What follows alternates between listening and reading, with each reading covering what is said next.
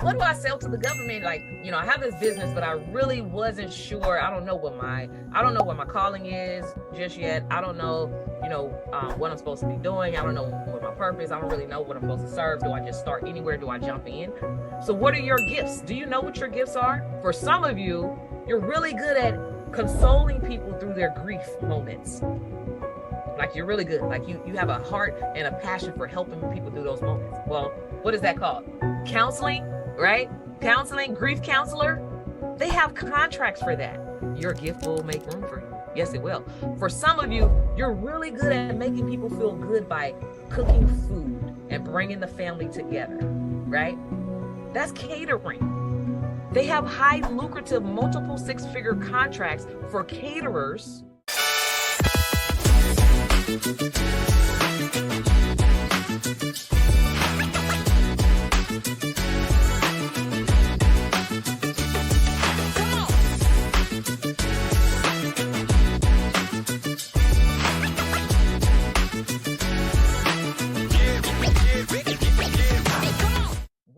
To the government, like, I have this business, but I really wasn't sure. I don't know what my calling is just yet. I don't know, what I'm supposed to be doing. I don't know what my purpose. I don't really know what I'm supposed to serve. Do I just start anywhere? Do I jump in?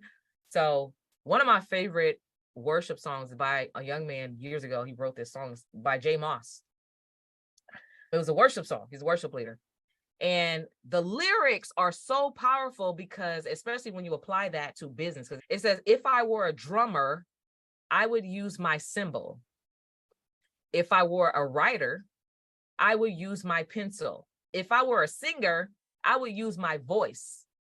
A prolific dissertation, if I was a speaker, I would use my hand. If I was a potter. So what does that say to you for those who are like, okay, I see all these government contracts, it's like literally for everything. Where do I start? What do I sell? What are your gifts?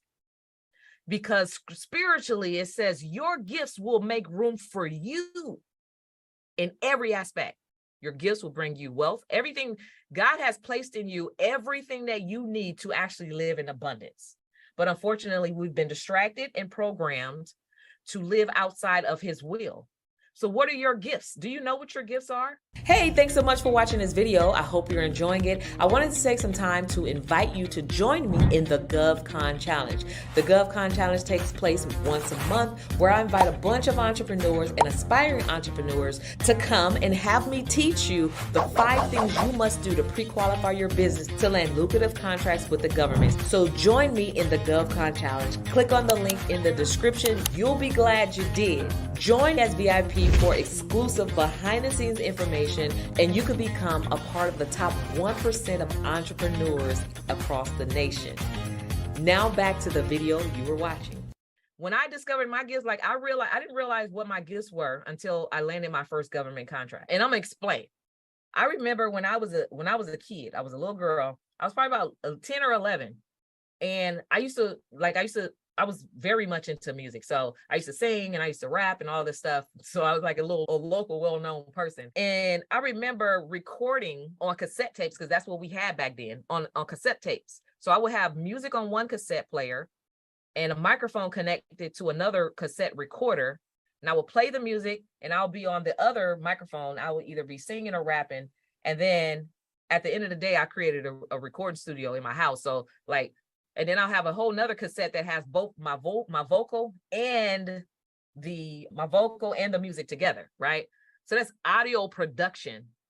And then sometimes those cassette tapes, anybody remember cassettes, like some of y'all probably don't even know what I'm talking about. And sometimes those cassette tapes, right, which was analog, they used to pop, right? They used to break.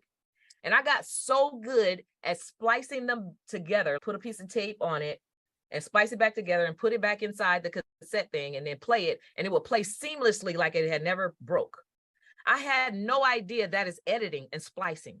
I had no clue that is audio production, and it was film editing. Because when I went to film school, when I went to and got my bachelor's in communications, I specialized in broadcasting, and they taught me how to edit tape, film, right? So it was like the VHS tape, and you would have to splice it and then put it back together. I was like, I've been knew how to do this. I learned this in my house, right? That type of stuff, right?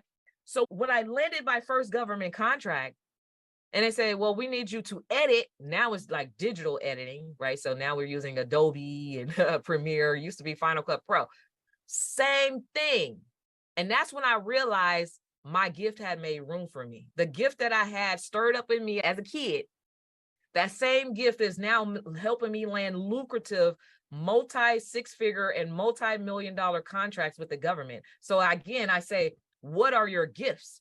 For some of you, you're really good at consoling people through their grief moments. Like you're really good. Like you have a heart and a passion for helping people through those moments. What is that called? Counseling, right? Counseling, grief counselor. They have contracts for that. Your gift will make room for you. Yes, it will. For some of you, you're really good at making people feel good by cooking food and bringing the family together, right? That's catering. They have high lucrative multiple six-figure contracts for caterers. And I'm talking about for a one-day event, maybe a two-day event, multiple six figures. What kind of catering job could you get right now that pays you multiple six figures for a day or two? None. This is the reason why doing business with the government will transform your life. And so the great thing about government contracting thing, like if you land one large lucrative contract, it's not going to require you to work harder, right? We all hear the term work smarter, not harder. This is how you work smarter and not harder, right?